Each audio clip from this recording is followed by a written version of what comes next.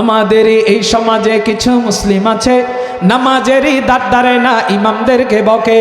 আমাদের এই সমাজে কিছু মুসলিম আছে নামাজেরই দাঁত দাঁড়ে না, ইমামদেরকে বকে। আলহামদু পড়তে গেলে দাঁত ভেঙে পড়ে, আলহামদু পড়তে গেলে দাঁত ভেঙে পড়ে। সূরার কথা জিজ্ঞেস করলে হুকুর হুকুর কাশে, ঠিক না? আমাদের এই সমাজে কিছু মুসলিম আছে নামাজেরই দাঁত দাঁড়ে না, ইমামদেরকে বকে। আমাদের এই সমাজে কিছু মুসলিম আছে নামাজেরই দাঁত দাঁড়ে না, ইমামদেরকে বকে। আলহামদু পড়তে গেলে দাঁত ভেঙে পড়ে, আলহামদু পড়তে গেলে দাঁত ভেঙে পড়ে। সূরার কথা জিজ্ঞেস করলে হুকুর হুকুর কাশে, সূরার কথা জিজ্ঞেস করলে হুকুর হুকুর কাশে, ঠিক না? কান কিশোর বয়স পার করেছে প্রেম প্রীতি করা, যুবক বয়স এসে আবার মদ গাঁজা ধরে। কিশোর বয়স পার করেছে প্রেম প্রীতি করা, যুবক বয়স এসে আবার মদ গাঁজা ধরে। বুড়া বয়সে মৃত্যুর ভয়ে মসজিদেতে যায়, বুড়া বয়সে মৃত্যুর ভয়ে মসজিদেতে যায়। মসজিদেতে গিয়ে আবার ইমামদের জ্বালায়। আমাদের এই সমাজে কিছু মুসলিম আছে নামাজের দাঁত দাঁড়ে না, ইমামদেরকে বকে। আলহামদু পড়তে গেলে দাঁত ভেঙে পড়ে, আলহামদু পড়তে গেলে দাঁত ভেঙে পড়ে।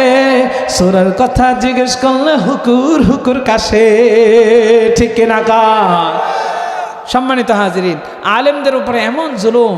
একটা এলাকার সবচাইতে দুর্বল মানুষ যে ঘরের বিবির সাথে পারে না, সকাল বিকাল জুতার বাড়ি খায়, এই লোকটাও আইসা হুজুরের বিরুদ্ধে কথা কয়। শুধু তাই নয়, একটা মানুষ নামাজ পড়ে না, রোজা রাখে না, মসজিদে খবর টবর কিচ্ছুই রাখে না, কিন্তু সে ভালো মতো কানটা খাড়া কইরা রাখে। দেখি মুয়াজ্জিন আজকে 1 মিনিট দেরি কইরা আজান দেয় কিনা। যে একটু দেরি হইছে ও নামাজ তো পড়ে না, মুইতেও পানি লয় না, দৌড়ায় আয়া মুয়াজ্জিন আজকে আপনি আজান দিয়েছেন 2 মিনিট দেরি কইরা কিল্লেই গা জবাব দেন। এরকম লোক সমাজের ভিতরে আছে না নাই? সমাজের ভিতরে এমন মানুষ আছে সূরা ফাতিহাটা আল্লাহর কসম করে বলি শুদ্ধ কইরা পারে না, সেও আইসা ইমামের বিরুদ্ধে কথা কয়। যে বিড়ি খায়, চোখের সামনে বয়ে বিড়ি খায়, হচ্ছে সভাপতি, ক্ষমতার দাফটে আর কি। এই সমাজে একটা কথা আছে, ইমাম মানে নেতা। আসলে ইমাম মানে তো নেতা, কিন্তু আমাদের বাংলাদেশে ইমাম মানে হলো গোলাম। মনে করি গোলামই মনে করি।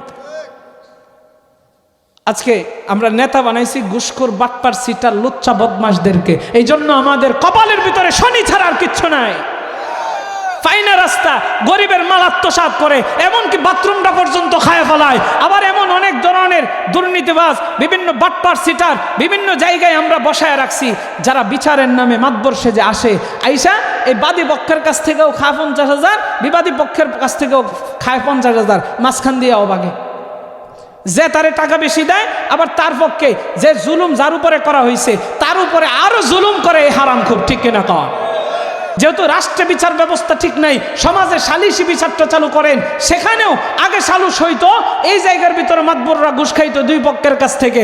কিন্তু আপনারা যদি ইমামদেরকে 5টা মসজিদের 5টা ইমামকে রাখেন, এরপরে 5টা মুরব্বীকে রাখেন, রাইখে একটা সালিশি বিচারের ব্যবস্থা করেন যে এলাকার ভিতরে যদি কোনো একটা চুর চুরি করে তার বিচারটা হবে কোরআনের আইন অনুযায়ী।